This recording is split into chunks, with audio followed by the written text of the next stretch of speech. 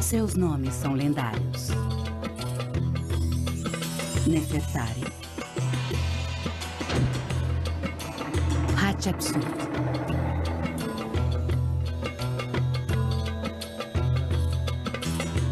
Nefertiti,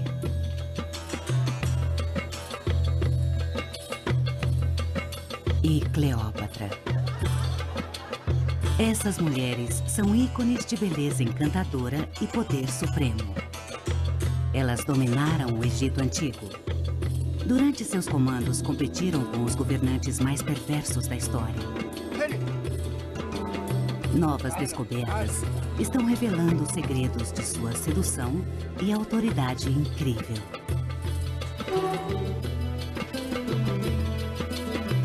Em tumbas com hieróglifos e em templos colossais, egiptólogos estão descobrindo a fonte de poder dessas conhecidas soberanas.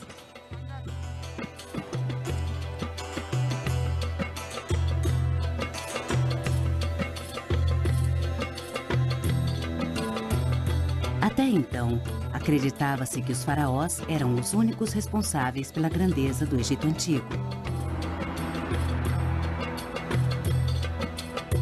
Mas essas novas descobertas sugerem que o segredo do poder por trás de uma das maiores civilizações do mundo pertencia às mulheres.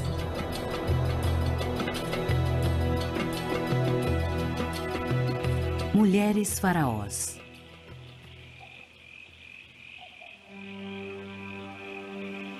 Se você fosse uma mulher no mundo antigo, não haveria lugar melhor para morar do que o Egito.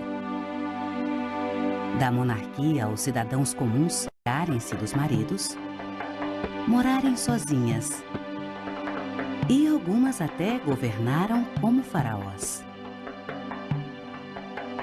As mulheres e o poder que detinham podem ser o segredo para entender por que o Egito se tornou a primeira grande civilização mundial, precedendo a Grécia e Roma. O Dr. Zahi Hawass é um dos principais arqueólogos do Egito e autor de um livro sobre as mulheres do Egito faraônico.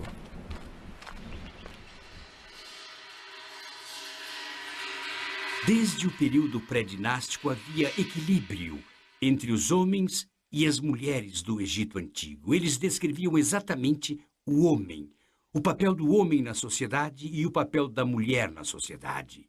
E assim esse equilíbrio criou a estabilidade da nação, deu justiça. Eles chamavam de mate no Egito Antigo. E esse mate, essa justiça entre homens e mulheres, fez essa sociedade e nos deu essa maravilhosa civilização da qual falamos o tempo todo. A grandeza da civilização do Egito Antigo é construída sobre esse equilíbrio ou mate. Está no coração da criação mística do Egito. A história está esculpida nas paredes do templo de Karnak, de 3.000 anos. No início, o mundo é um vazio. Das trevas emerge o deus Sol dourado, Amon, e com ele, sua consorte divina, Mut. Usando seus poderes sedutores, Mut encanta Amon. Como os textos antigos dizem, ela incita o fogo e, em seu prazer intenso, o universo é criado.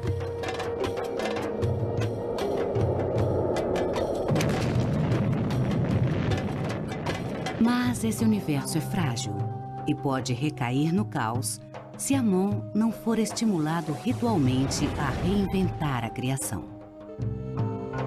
E então, todos os dias na Terra, um culto seleto de mulheres reais adentram os portões do templo de Karnak e, em grande procissão, entram nos precintos sagrados até o lugar mais sagrado de todo o Egito, o santuário particular de Amon.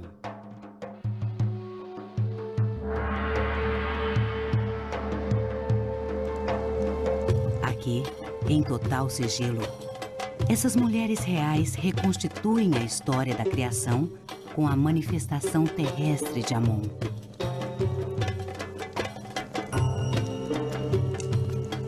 Essas mulheres são chamadas de esposas do deus Amon. Diferente de posições hereditárias como as de rainhas ou princesas, qualquer mulher da realeza podia alcançar o título de esposa do deus. Elas governavam da antiga cidade de Tebas.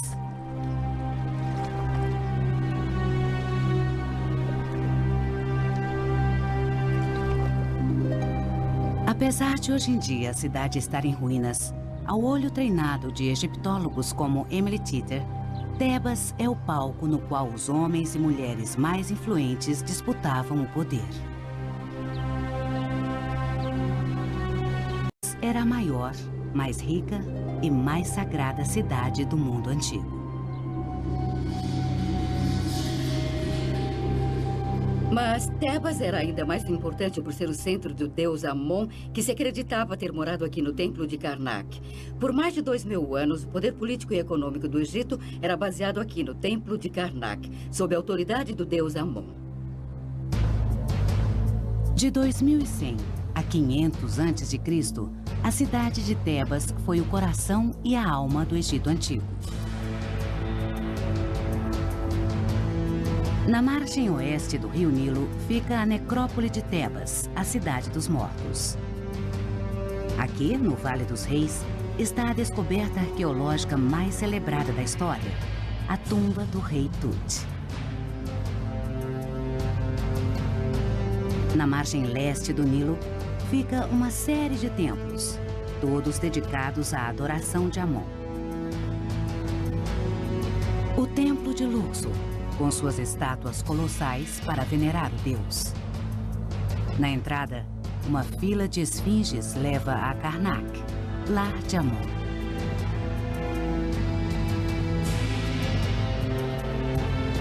Protegendo Karnak estão portões com 9 entradas ou pilares. Uma delas é a maior entrada de templo do mundo. O Templo Karnak é uma cidade com aproximadamente 2 vezes a área da cidade do Vaticano. Em Karnak está o obelisco mais alto do Egito, e sua parede é a maior coluna construída na Terra.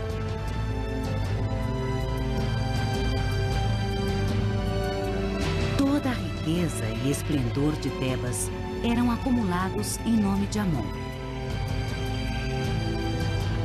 Os mais próximos do deus controlavam sua grande riqueza e detinham seu poder. Os faraós eram íntimos de Amon, mas havia um culto de mulheres ainda mais próximas.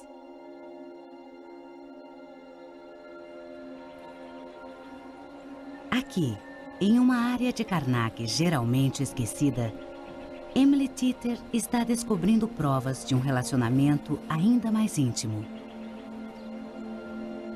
As esposas do deus Amon. O relacionamento íntimo entre as esposas do deus e o deus Amon é demonstrado por uma série de capelas religiosas que as mulheres constituíam dentro do recinto sagrado do deus Amon. Além de estarem em uma posição extraordinária dentro dos santuários sagrados, e as cenas nessas capelas mostram a esposa do deus e o deus em poses íntimas, o que é uma coisa notável. Aqui, a esposa do deus abraça intimamente Amon. O deus se aperta contra ela, chegando a colocar o pé entre as pernas dela. Além das esposas do deus terem intimidade sexual com Amon, em uma segunda capela, Titter encontra provas de que as esposas do deus se relacionam com Amon através do nascimento divino. Aqui, Amon dá vida à esposa do deus, tocando-lhe o nariz com um Ankh, o símbolo egípcio da vida. Ao mesmo tempo, entrega a ela 3 Ankhs, confiando-lhe poder divino sobre a vida. Mas, além do poder religioso, as esposas do deus tinham um poder político imenso. Um testamento para a autoridade terrestre delas encontra-se na margem oeste do Nilo, do outro lado de Karnak. Aqui está um dos mais gloriosos templos de todo o Egito, construído por uma mulher que usou o relacionamento com Amon para atingir seu maior objetivo, governar todo o Egito.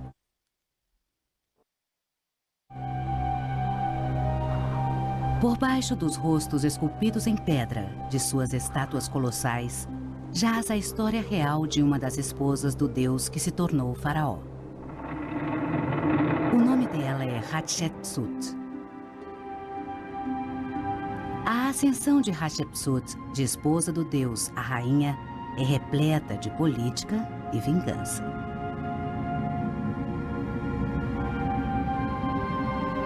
Hatshepsut herda o título de esposa do deus de sua avó, a primeira esposa do deus conhecida na história, e aprende a controlar o poder como filha do faraó Tutmés I e sua principal esposa.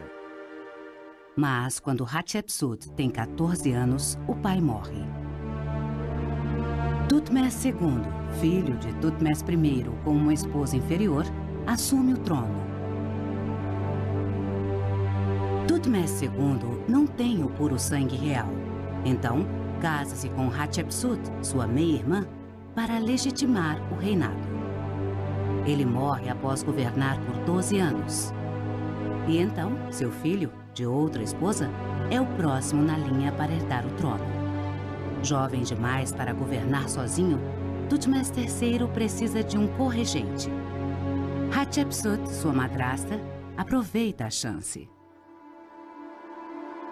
As ligações familiares criam a oportunidade para Hatshepsut ser corregente. Mas, segundo a doutora Gay Robbins, é sua posição como esposa do deus que sela o acordo. Esposa do deus era o título favorito de Hatshepsut. A posição de esposa do deus carregava uma importância econômica e ritual tremenda. A esposa do deus tinha de interagir diretamente com a divindade no templo de uma maneira que somente o rei poderia. Então, é provável que ela fosse capaz de usar essa posição como trampolim para assumir o reinado.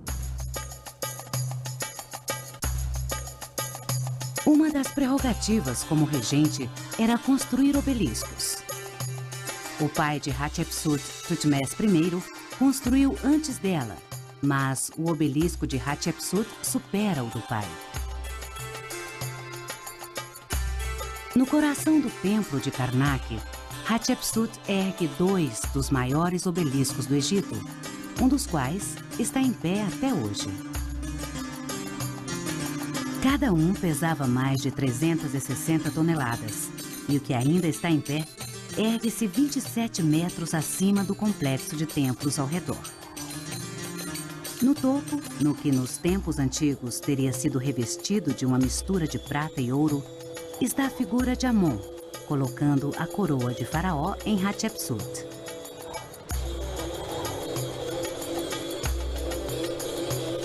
E logo abaixo da própria coroação como faraó, está uma imagem de Hatshepsut com Amon no tradicional abraço de esposa do deus. Hatshepsut foi tão longe para projetar a imagem de faraó ao seu povo que chegou até a usar a barba faraônica e a se vestir como homem. E ela cumpriu o destino dos faraós através da construção.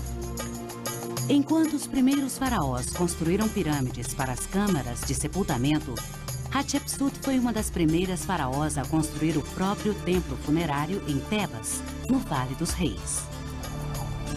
O acesso ao templo de Hatshepsut se dava por um trajeto com esfinges alinhadas, fontes sagradas e árvores de mirra.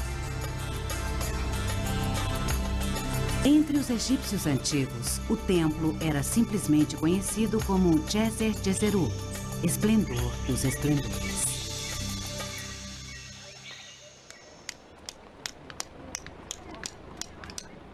Hoje, a missão arqueológica egípcia e polonesa está restaurando o templo usando muitas das técnicas que os egípcios antigos teriam usado para construí-lo.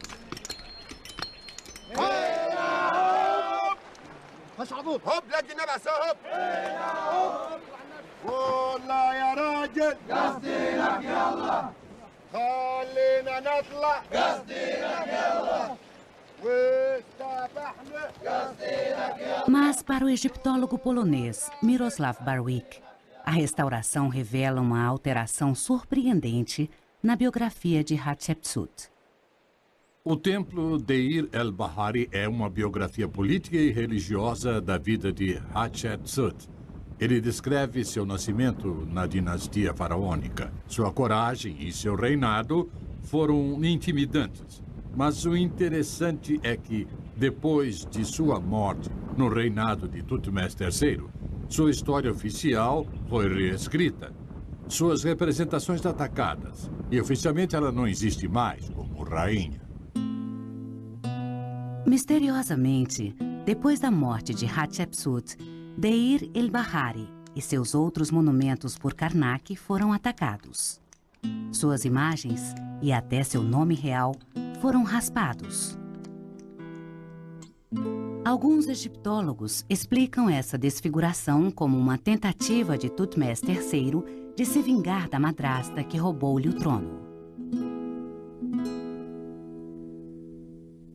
Mas a descoberta de um novo monumento de Hatshepsut, com seu nome e imagem intactos, revelam uma história bem diferente.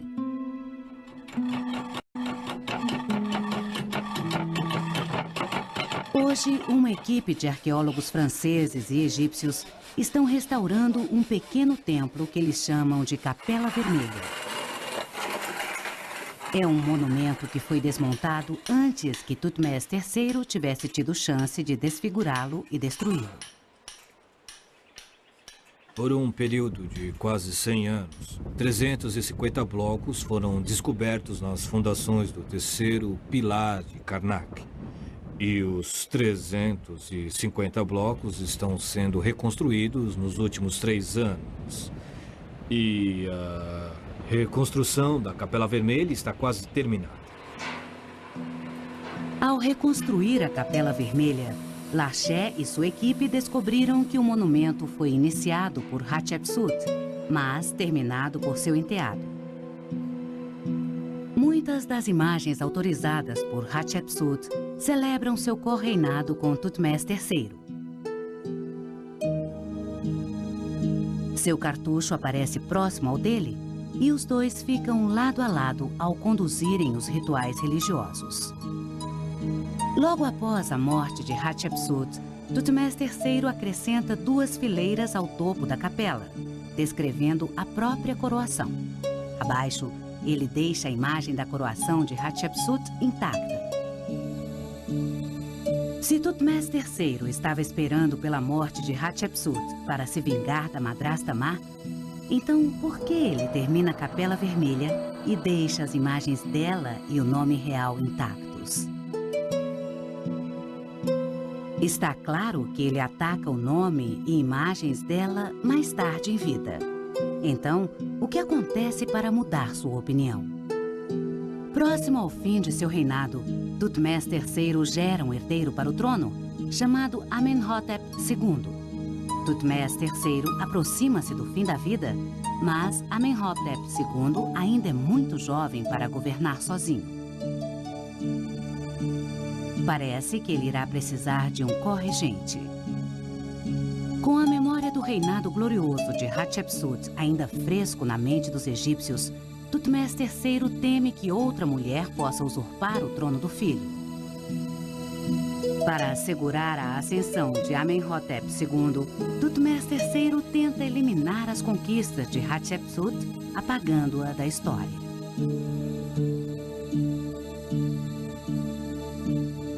Tutmés provavelmente não queria que seu sucessor fosse impedido pelas mulheres reais da mesma maneira que ele havia sido ofuscado por Hatshepsut. E sendo assim, ele destruiu deliberadamente a memória dela para evitar que ela se tornasse um modelo para algumas mulheres da época. Para garantir que as mulheres não assumissem o trono, Thutmose III atacou a base do poder, do qual Hatshepsut lançou sua ascensão a faraó, a posição de esposa do deus. Quando Amenhotep II se tornou rei, o título de esposa do deus passou a ser cerimonioso e não poderia ser usado pelas mulheres para atingir o poder político, pelo menos por um tempo. 6 de dezembro de 1912. Amarna, Egito. Ao escavar os restos do estúdio de um escultor antigo, os trabalhadores fazem uma descoberta espetacular.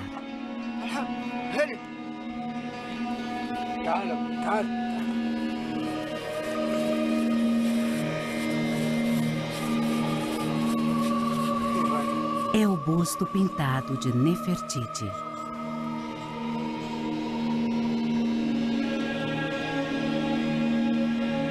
A imagem da rainha Nefertiti rapidamente se torna um ícone de beleza feminina.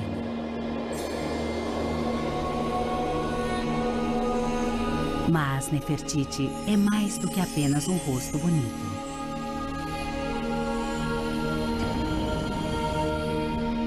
Juntamente com o marido, o faraó herege Akhenaton, ela lidera uma revolução religiosa que substitui Amon e seu panteão de deuses por apenas um deus, o disco Sol Aton.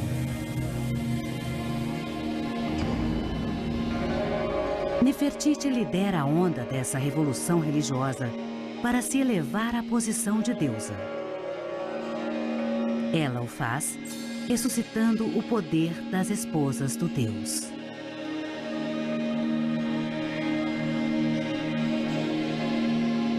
Hoje, nos templos de Karnak e Luxor, os egiptólogos estão encontrando evidências da estratégia de Nefertiti em pedras dos templos destruídos.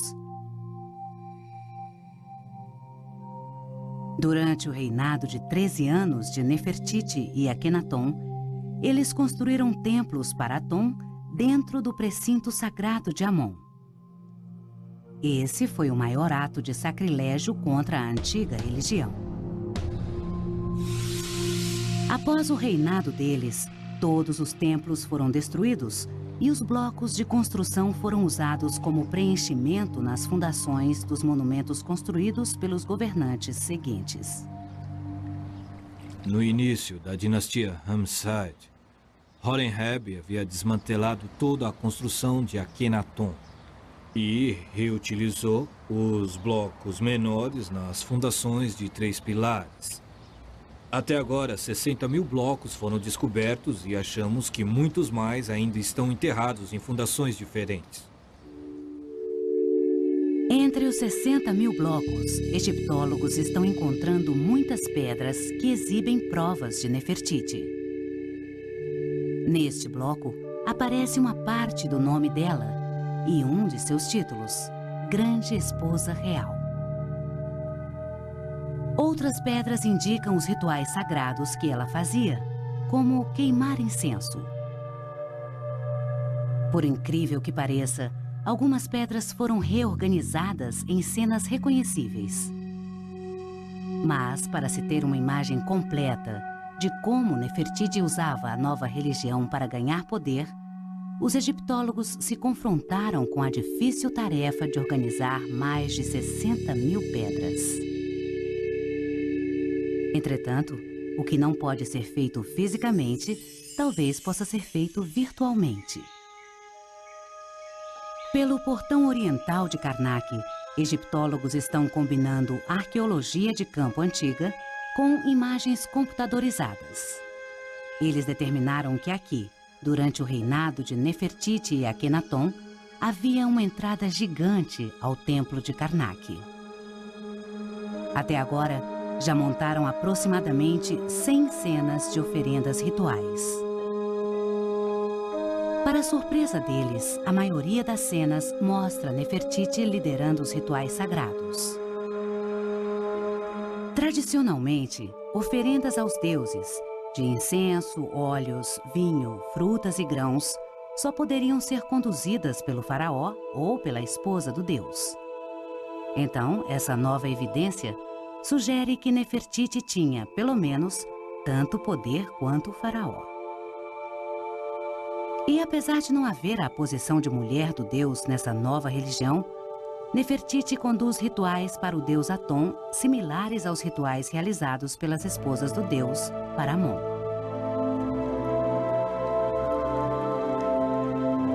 Nefertiti aproveita a tradição religiosa das esposas do deus para se elevar de rainha terrestre a deusa. Por mais de uma década, ela é a mulher mais influente do mundo antigo.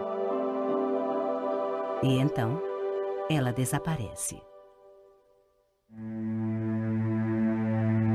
Alguns egiptólogos especulam que os inimigos religiosos destruíram sua tumba e sua múmia foi profanada. Outros sugerem que a múmia foi escondida por defensores e enterrada em um local ainda a ser descoberto. Mas hoje Nefertiti sobrevive como uma das mulheres mais reconhecidas do mundo. E em seu próprio tempo, ela restabeleceu o poder das mulheres.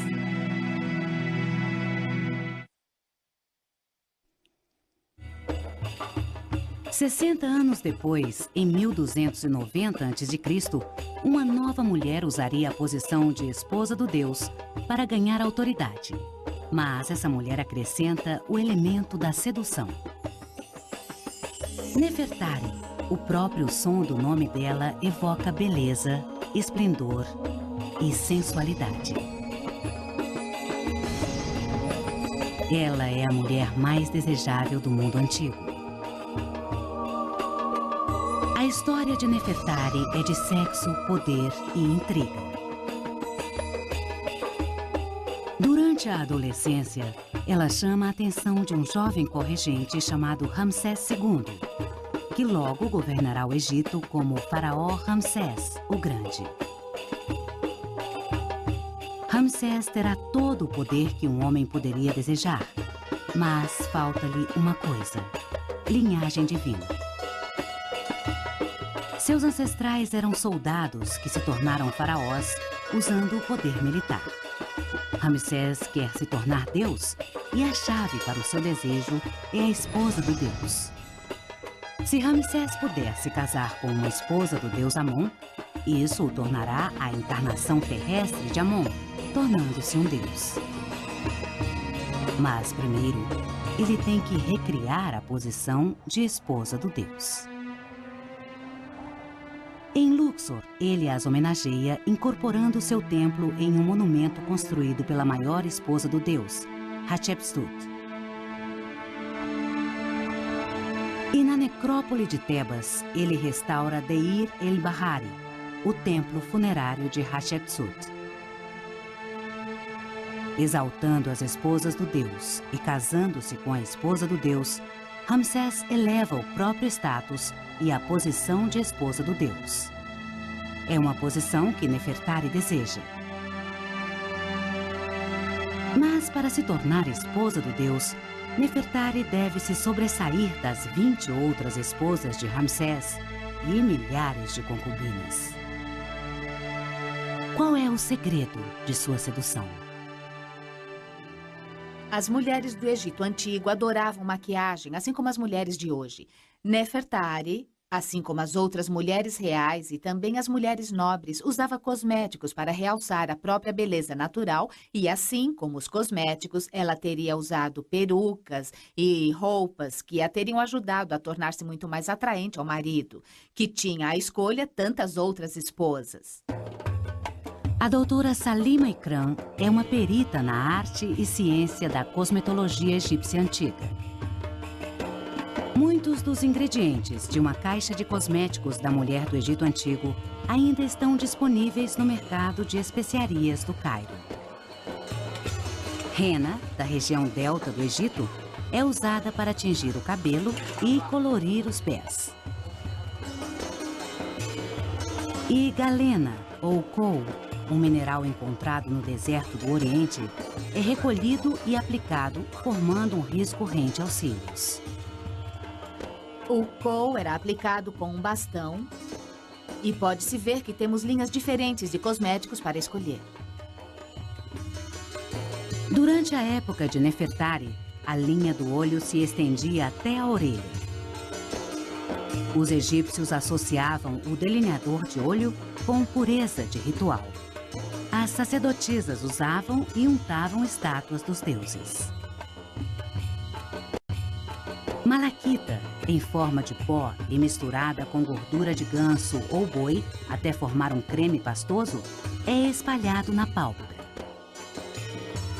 A seguir, temos o rouge, do qual não se tem muita evidência na antiguidade, exceto na tumba de Nefertari. Na tumba de Nefertari, pode-se ver que o rouge é pintado de maneira deliberada. Talvez porque ela quisesse que as pessoas soubessem que ela podia usar rouge e porque era alguém notavelmente especial. Outro item importante de sedução da caixa de cosméticos de Nefertari é o batom. O batom é feito da mesma substância ocre que o rouge, misturado com óleo de semente de alface. Como toque final, Nefertari usaria perfume.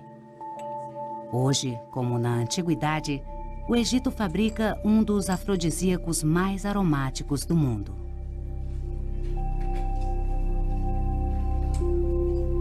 E isso seria misturado novamente com óleo ou gordura e depois poderia ser aplicado em todo o corpo. Às vezes, a mistura com óleo também era aplicada no cabelo, para que as pessoas pudessem sentir tal fragrância. Em um local muito quente, onde as pessoas transpiram bastante, o perfume se torna um dever cívico importante.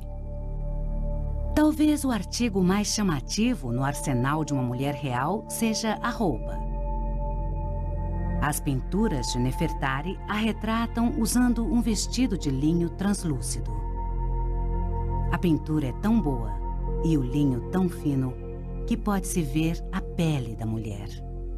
As mulheres reais teriam tido à disposição uma das roupas mais finas em todo o Egito Antigo e Nefertari teria tido linho especialmente fino envolto em seu corpo e era muito transparente e podia-se ver as camadas e depois as partes da pele através do linho. E isso teria sido muito erótico e evocativo e certamente a teria tornado muito sedutora e irresistível a Ramsés II. Com o seu vestuário sensual, perfume encantador e beleza estonteante, Nefertari é escolhida por Ramsés para ser a esposa do deus. Ela leva seu poder a novas alturas.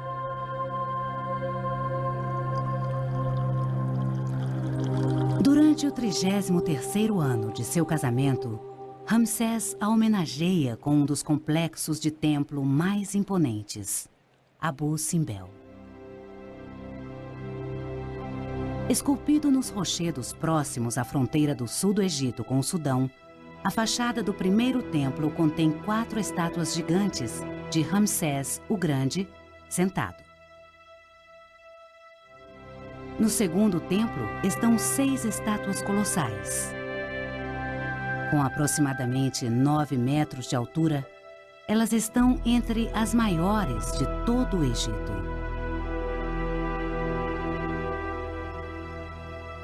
Em um ato extremamente raro no Egito Antigo, Ramsés retrata Nefertari com a mesma estatura que ele.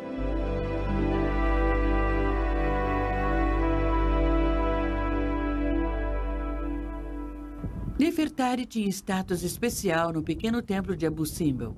Ela é retratada em estátuas colossais na fachada do templo, onde normalmente espera-se encontrar apenas estátuas do rei. E do lado de dentro, ela é mostrada fazendo oferendas diretamente a imagens de divindades. E isso também é algo que normalmente apenas o rei fazia. Como esposa do deus e esposa do faraó, diplomata e amante, Nefertari manteve-se na mesma posição que o faraó Ramsés por 25 anos de seu reinado. E então, aos 46 anos de idade, Nefertari adoece e morre.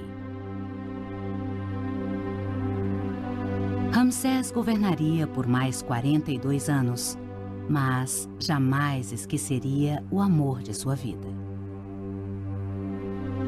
Para lamentar sua morte, Ramsés constrói a Casa da Eternidade de Nefertari, uma tumba exuberante no Vale das Rainhas.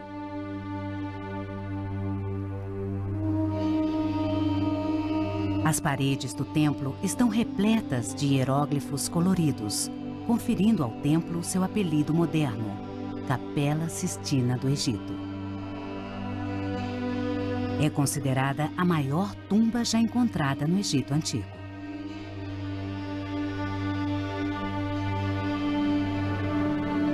Com isso, Nefertari conquista a maior homenagem de todas, a imortalidade.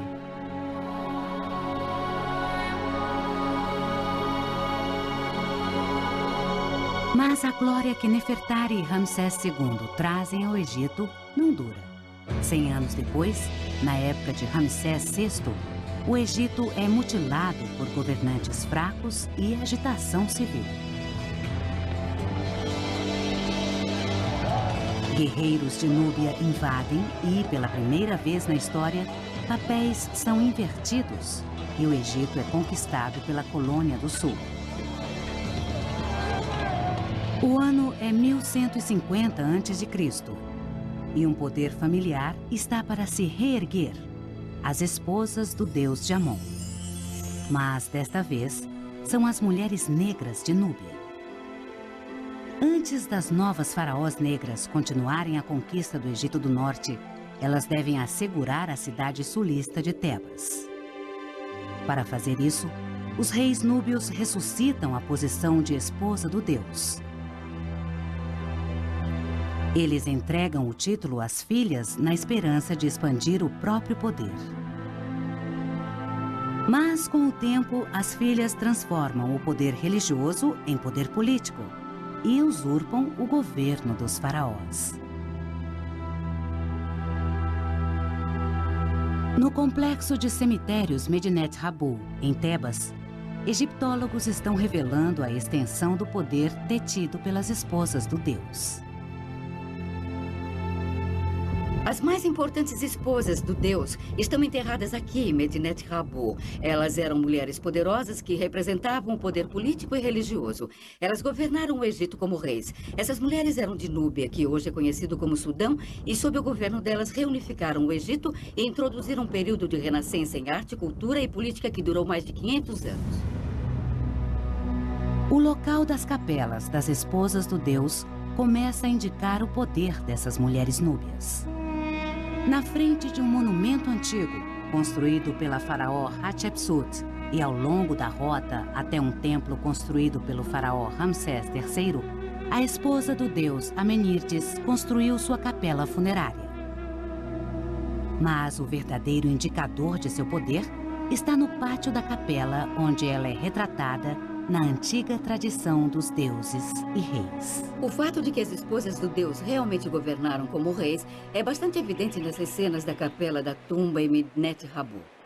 Aqui temos Chapeuept, uma das esposas do deus antes dos deuses Re-Horact e Ísis. E aqui está bem claro que ela está no mesmo nível que esses deuses, e isso é extraordinário, porque as pessoas que não são reis ou rainhas serão menos mostradas que os deuses. Outro símbolo da soberania dessas mulheres está aqui. Aqui está uma representação de Amenirtes, outras das esposas do deus, e na testa ela usa a cobra, chama-se Uraeus, e é o símbolo da realeza. Outra indicação é que o nome dela, Amenirtes, está aqui circundada em um cartucho oval, e isso novamente é um privilégio de reis e rainhas.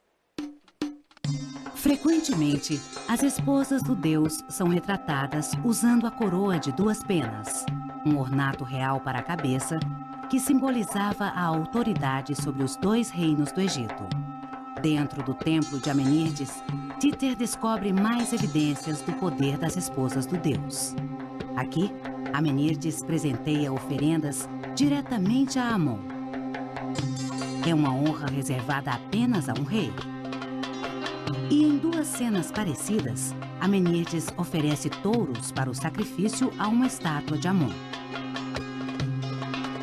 Enquanto devotos de Amenirdes oferecem touros para o sacrifício à estátua da esposa do deus, a iconografia sugere que o status das esposas do deus é igual ao dos deuses.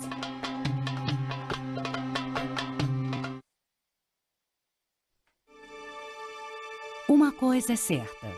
Sob o governo das esposas do deus, o Egito atinge novo auge e Tebas se torna uma das maiores cidades do mundo. Mas em meados do século 6 a.C., enquanto Tebas prospera sob o governo feminino, faraós fracos no norte são ameaçados por invasores de fora. Desta vez, são os assírios.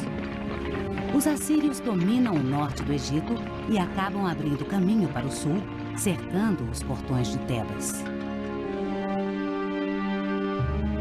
Após várias tentativas sem sucesso, os assírios finalmente entraram em Tebas. Segundo os registros históricos dos assírios, houve um tremendo saque na cidade. Queimaram as imensas portas de madeira que estavam nas entradas do templo, levaram embora as estátuas de ouro que estavam nos santuários e, segundo o rei assírio, os egípcios sentiram a amargura de suas armas. O saque e a devastação de Tebas foi o fim da maior cidade do mundo antigo. Tebas foi reduzida a uma cidade fantasma coberta pela areia. Nos 500 anos seguintes, os intrusos ignoraram o status privilegiado das mulheres egípcias e o poder e a lenda das mulheres do deus mergulham na obscuridade. E então, em 50 a.C., uma jovem de 18 anos herda o trono e reafirma o poder das mulheres egípcias. Seu nome é Cleópatra.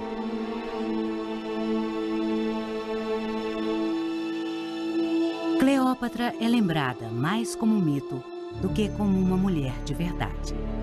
Gerações retrataram apenas uma parte de sua história, a de uma mulher com apetite insaciável para o amor e o poder. Mas uma nova dimensão de seu retrato está se tornando clara. Ela era uma regente capaz e política brilhante.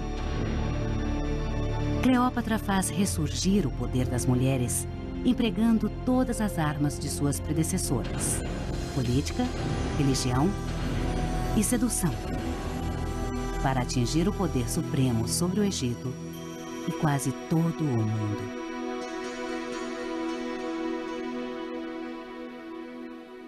Como manipuladora principal da própria imagem, Cleópatra ampara sua posição internacionalmente. Primeiro, ela reforça os laços com Alexandre o Grande e os gregos, apresentando-se no clássico estilo helênico.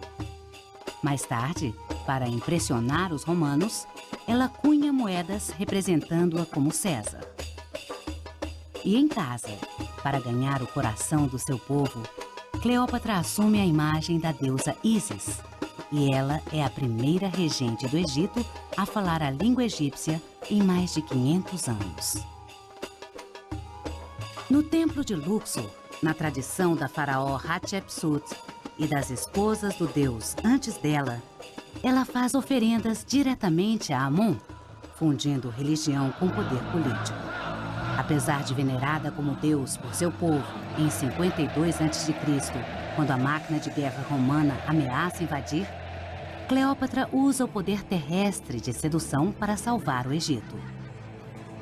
Ela gera o filho do grande Júlio César e, se não fosse pelo assassinato dele pelo Senado romano, ela teria governado o mundo ao lado dele.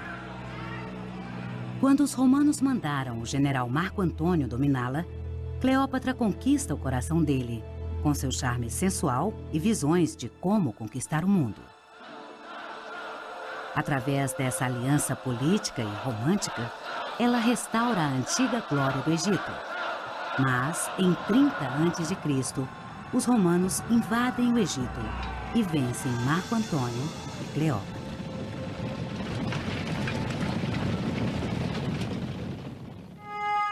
Por não querer se submeter ao governo imperial, ela comete suicídio. Segundo o historiador greco-romano Plutarco, ela morre por causa da mordida de uma víbora. Mas muitos estudiosos modernos acreditam que Cleópatra conhecia venenos e saberia que o veneno de uma naja, a mesma serpente que adorna a coroa do faraó, seria a maneira mais letal e menos dolorosa de morrer. Com a morte de Cleópatra, um épico de 3.700 anos da história egípcia chega ao fim. Os faraós foram destronados. Os templos do antigo jazem em silêncio sinistro e é negado o poder às mulheres.